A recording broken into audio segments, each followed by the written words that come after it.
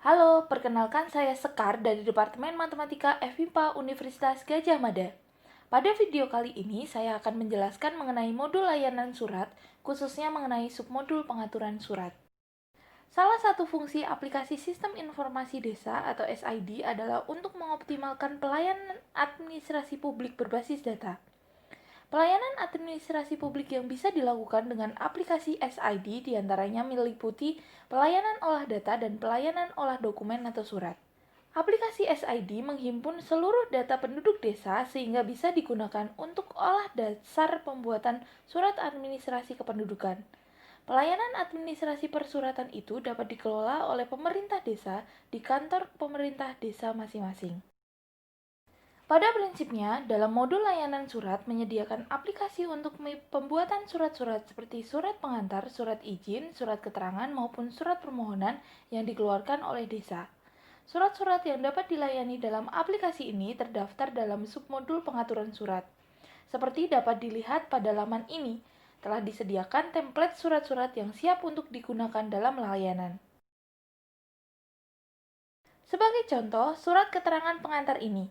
Dapat lihat surat ini masuk dalam kode atau klasifikasi S01 dengan URL surat keterangan pengantar.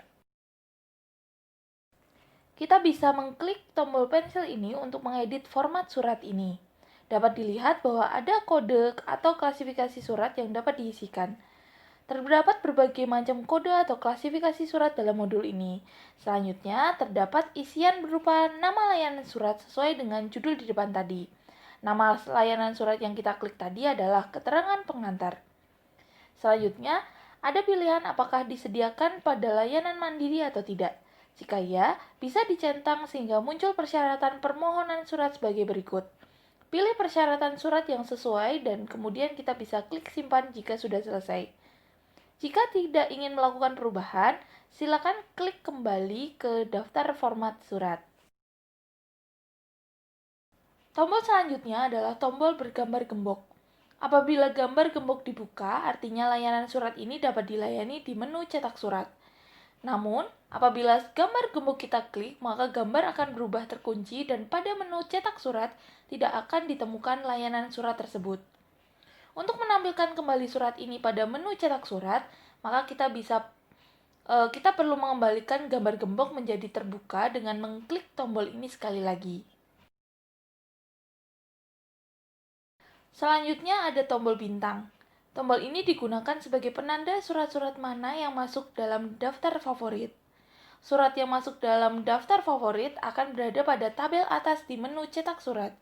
Tinggal diklik saja tombol tersebut sehingga bintangnya berubah menjadi putih.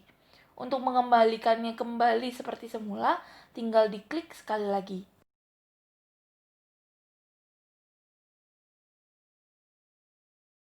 Selanjutnya, apabila kita klik menu kode isian, kita akan melihat bahwa surat ini memerlukan kode form keperluan dan keterangan untuk melengkapi data di dalam surat. Sehingga apabila kita masuk ke menu cetak surat, maka akan ada isian keperluan dan keterangan yang perlu diisikan. Untuk lebih detailnya, kita dapat melihat template surat tersebut dengan mengunduh surat yang ada. File yang terdownload adalah file dengan format RTF yang dapat dibuka dan diedit dengan menggunakan aplikasi Microsoft Word biasa. Apabila template yang ada terdapat beberapa hal yang perlu diedit, silakan diedit bagian tulisan yang tidak termuat di dalam kurung siku. Setelah diedit, kemudian disimpan dan diunggah dalam laman OpenSID. Tinggal klik menu unggah, browse template yang dimaksud, dan kemudian klik simpan, maka template surat baru akan siap digunakan. Tombol selanjutnya yang perlu mendapat perhatian adalah bagian ini. Apabila kita klik, dapat terlihat bahwa terdapat 3 pilihan, yaitu semua, di mana kita dapat melihat list surat secara keseluruhan, kemudian surat sistem, yaitu list sebanyak 42 surat dengan kode S di depannya, yang telah disediakan oleh sistem kami, dan surat desa, yaitu surat yang dibuat baru oleh desa.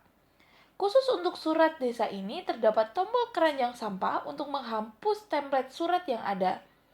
Perlu menjadi perhatian bahwa apabila template telah terhapus, maka tidak dapat dikembalikan lagi. Oleh karena itu, kita perlu hati-hati. Apabila pihak desa memerlukan surat layanan lain yang tidak ada dalam daftar ini, katakan surat keterangan riwayat tanah, maka kita hanya perlu klik menu tambah format surat, maka akan muncul sebagai berikut. Isilah kode klasifikasi surat sesuai dengan klasifikasi yang tersedia. Dalam hal ini, kita bisa cari tanah. Selanjutnya, kita beri nama layanan surat, katakan keterangan riwayat tanah. Karena ini adalah layanan mandiri, maka kita klik kotak pada pilihan disediakan pada layanan mandiri, dan karena dalam hal ini permohonan surat adalah warga, maka kita pilih warga. Kemudian kita klik simpan. Maka format atau template surat yang kita butuhkan akan siap digunakan dalam menu cetak surat. Demikian yang bisa saya sampaikan mengenai submenu pengaturan surat pada modul layanan surat. Semoga bermanfaat. Terima kasih dan sampai jumpa pada video selanjutnya.